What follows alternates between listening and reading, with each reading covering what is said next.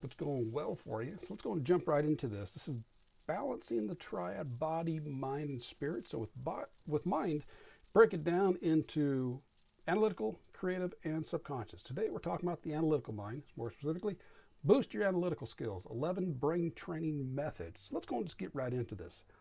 Not in any particular order, just different ways to work on it. So, one, practice critical thinking. One of the foundations of analytical skills is to question assumptions, evaluate the evidence that's around you, consider alternative viewpoints before you draw conclusions. So basically consider everything around you, take some time to consider it, ponder it, figure out what's going on. Two, read actively, which means just don't read to read, which there's a time and place where that's great to do, but take notes, high information, summarize what you had, because you go through and you take that, you're actively involved, you're going to memorize it more, you're going to understand it, kind of click in. And of course, this probably goes more so for, what's the word I'm looking for? More or less learning books, the educational ones versus simply stories. Although they can do that as well. Three, solve puzzles and brain teasers. You know, if you followed me for a while, this is one of the ones I like to do. Is there's different games, different apps where you follow riddles, you're trying to solve different clues out. Brain teasers. There's apps. There's games. I like room escape games. It's one of the fun things I like to do because sometimes it involves all those. So you go with room escape games, you're not familiar with it. You're in a situation such as a room or different place, and you have to escape out of it. So some are more detailed than others, but you got to go around. You're finding clues. It might be a word, it might be an anagram, color codes, combinations, keys on a piano. You got to play the notes. There's a variety of combinations you kind of go through and do, and I find them fun.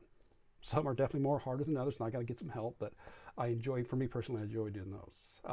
Number four, play strategy games, whether it is chess, even Sudoku's a little bit, because you got to start analyzing, planning things out ahead of time. Sharpen your skills, because you definitely, with chess, now I learned in fifth grade, and that's about as much as my skills developed. But anybody that does that, you know it's definitely a strategy game, and you can't just make one move. You got to plan a couple moves ahead to try to figure out what is your opponent going to do, how are they going to play into, how can he counteract it, what's taking place. Number five, practice mindfulness, which in a sense is being centered and focused, staying ground, being in the present moment, focusing on the skill that what you're doing, and kind of brings all your resources into this point. Now, meditation and breathing work can also help out in that. Stay curious. You always want to cultivate a curious mindset. Question the world around you. What's taking place? Seek to understand about how things work. Explore new areas of knowledge. Just always be curious. Always be interested in what's going on, because when you do that, you're probably going to learn some new information, learn some new skills, and that's going to help work with your analytical thinking. Break down complex problems. So you got some that's one of the things I know with, was it Einstein that said it? If you can't explain something complex simple, you don't understand it. I think he's, well, at least paraphrasing anyways, but working on analytical skills, if you can take a very complex idea and then start breaking it down into small pieces, which one is going to take you time to think about that, analyze it. It's like, okay, let's break it down smaller, and then you can explain it and figure out what's going on. Definitely analytical parts of it. Plus, it makes it easier with, yeah, I'm doing good here, yeah, aren't I? Working with any type of goals. You want to take a goal, large chunks, and then break it down to smaller pieces to make sure what's going to work for you. But yeah, take something large and break it down to smaller. Keep a journal. This is one of the things you can do, because you get to write down your thoughts, your problems, your ideas, your reflections, and it might give you a chance to kind of step back and analyze certain things. Okay, I reacted in this situation here. Maybe I could have done something differently.